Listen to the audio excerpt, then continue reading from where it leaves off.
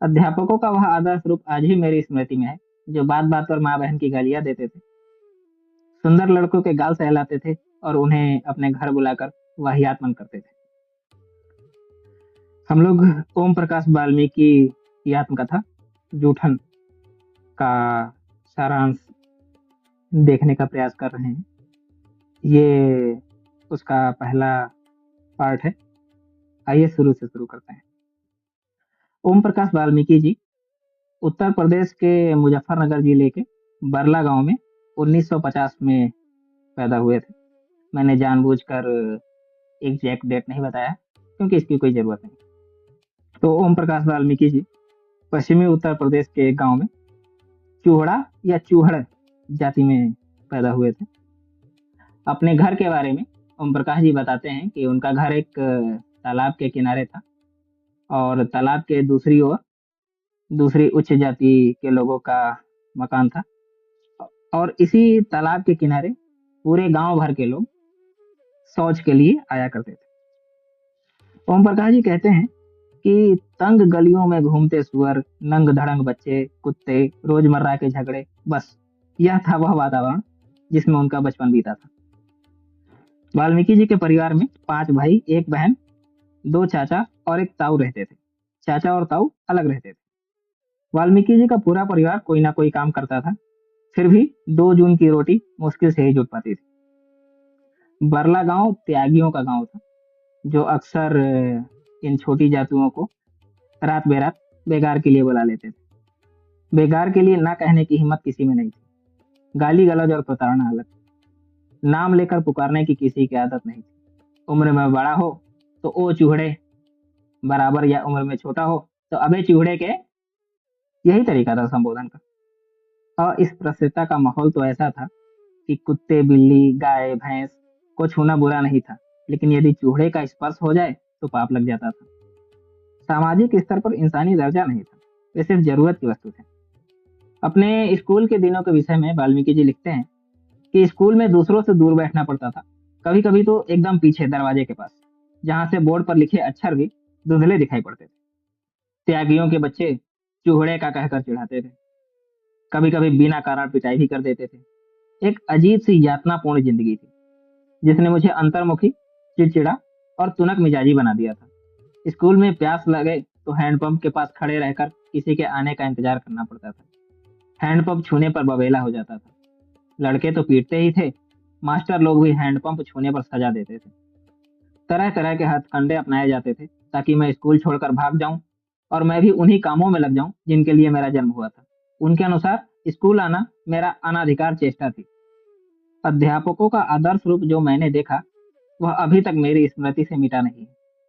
जब भी कोई आदर्श गुरु की बात करता है तो मुझे वो तमाम शिक्षक याद आ जाते हैं जो माँ बहन की गालियां देते थे, सुंदर लड़कों के गाल सहलाते और उन्हें अपने घर बुलाकर उनसे वाहियातपन करते थे।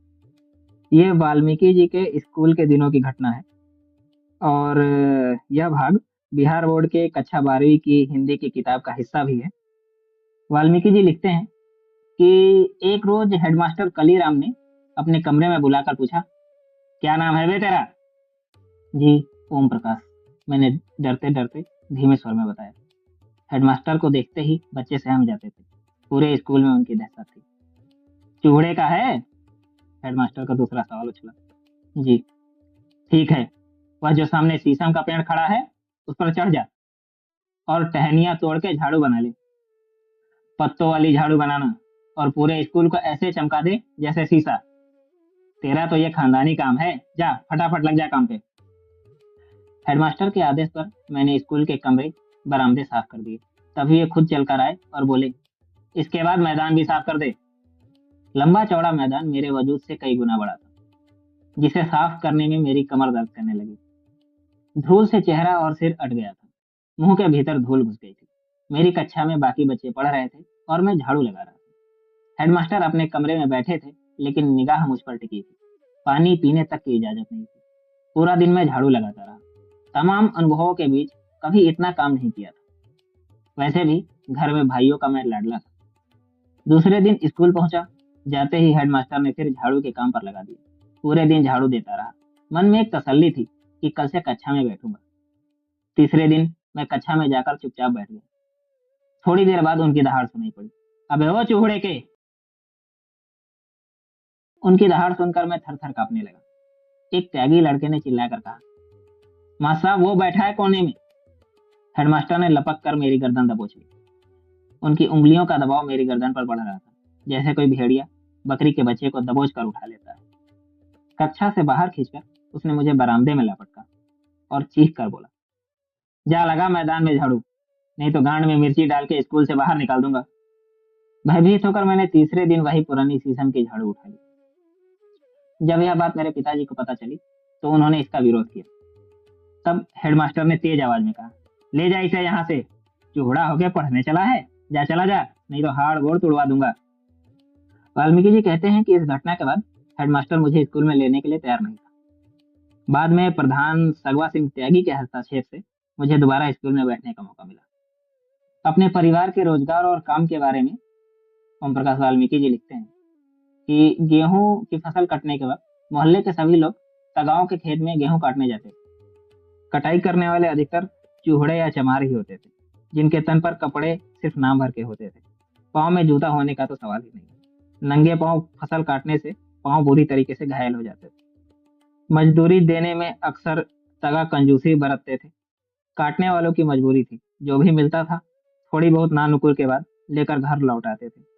घर आकर कुढ़ते रहते या तगाओं को कोसते रहते, लेकिन भूख के सामने विरोध दम तोड़ देता था।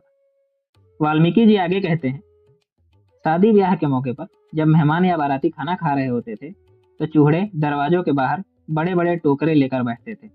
बारात के खाना खा चुकने पर जूठी पत्तलें उन टोकरों में डाल दी जाती थी, जिन्हें घर ले जाकर वे जूठन इकट्ठी कर लेते थे। पूड़ी के बचे खुचे टुकड़े, एक आधा मिठाई का टुकड़ा या थोड़ी बहुत सब्जी पत्तल पर पाकर बाछे खिल जाती थी। जूठन चटखारे लेकर खाई जाती थी। जिन बारात में पत्तलों से जूठन कम उतरती थी, कहा जाता था कि भुक्खड़ लोग आ गए हैं बारात में। अक्सर ऐसे मौकों पर बड़े बूढ़े ऐसी बारातों का जिक्र बहुत ही रोमांचक लहजे में सुनाया करते थे कि उस बारात में इतनी जूठन आई थी कि महीनों तक खाते रहे थे। यहाँ पर मुझे प्रेमचंद की कहानी कफन के घीसू और माधव याद आ गए। वे भी वर्षों पहले खाए गए खाने को ऐसे ही याद करते थे। वाल्मीकि जी आगे कहते हैं कि पत्तलों से जो पूरियों के टुकड़े एकत्र होते थे, उन्हें धूप में सुखा लिया जाता था। ये सूखी पूरियां बरसात के कठिन दिनों में बहुत काम आती थी। इन्हें पानी में भिगोकर उबाल लिया जाता था। उबली हुई पूरियों पर बारीक मिर्च और नमक डालकर खाने में बड़ा मजा आता था।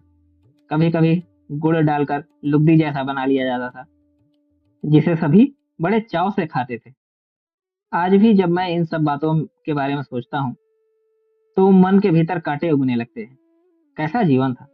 दिन रात मर खप कर भी हमारे पसीने की कीमत मात्र जूठन। फिर भी किसी को शिकायत नहीं, कोई शर्मिंदगी नहीं, कोई पश्चाताप नहीं। इसी बारात में जूठन इकट्ठा करने से संबंधित एक संस्मरण में ओम प्रकाश वाल्मीकि जी लिखते हैं कि अभी पिछले वर्ष मेरे निवास पर सुखदेव सिंह त्यागी का पोता सुरेंद्र आया था, किसी इंटरव्यू के सिलसिले में। गांव से मेरा पता लेकर आया था। रात में यहीं रुका। मेरी पत्नी ने उसे यथासंभव अच्छा खाना खिलाया।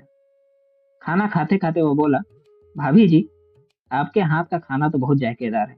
हमारे घर में तो ऐसा खाना कोई नहीं बना सकता है। उसकी बात सुनकर मेरी पत्नी खुश हुई, लेकिन मैं काफी देर तक विचलित रहा। बचपन की घटनाएं स्मृति का दरवाजा खटखटाने लगी। सुरेंद्र तो तब पैदा भी नहीं हुआ था। उसकी बड़ी बुआ यानी सुखदेव सिंह त्यागी की लड़की की शादी थी। उनके यहाँ मेरी माँ सफाई का काम करती थी। शादी से 10-12 दिन पहले माँ पिताजी ने सुखदेव सिंह त्यागी के घर आंगन से लेकर बाहर तक के अनेक काम किए थे। बेटी की शादी का मतलब गांव भर की इज्जत का सवाल था, कहीं कोई कमी न रह जाए। गांव भर से चारपाइयां ढो ढोकर जनवासे में इकट्ठी की थी पिताजी ने। बारात खाना खा रही थी। माँ टोकरा लिए दरवाजे के बाहर बैठी थी। मैं और मेरी छोटी बहन माया माँ से सिमटे बैठे थे, इस उम्मीद में कि भीतर से जो मिठाई और पकवान की महक आ रही है वह हमें भी खाने को मिलेगी। जब सब लोग खाना खाकर चले गए तो मेरी माँ ने सुखदेव सिंह त्यागी को दलान से बाहर आते हुए देखकर कहा, चौधरी जी, अब तो सबने खाना खा लिया, हमारे बच्चों को भी एक पत्तल में धर के कुछ दे दो, वो भी तो इतने दिन से इंतजार कर रहे हैं। सुखदेव सिंह त्यागी ने जूठी पत्तलों की तरफ इशारा करके कहा, टोकरा भर के जूठन तो ले जा रही है, ऊपर से बच्चों के लिए खाना मांग रही है। अपनी औकात में रह चूहड़ी। उठा टोकरा और दरवाजे से चलती बन। सुखदेव सिंह त्यागी के वे शब्द मेरे सीने में चाकू की तरह उतर गए थे, जो आज भी अपनी जलन में मुझे झुलसा रहे हैं। यह था ओम प्रकाश वाल्मीकि जी की आत्मकथा जूठन के सारांश का पहला भाग। आपके सुझाव और प्रतिक्रियाओं का इंतजार रहेगा और आगे के एपिसोड्स के लिए चैनल पर बने रहिए।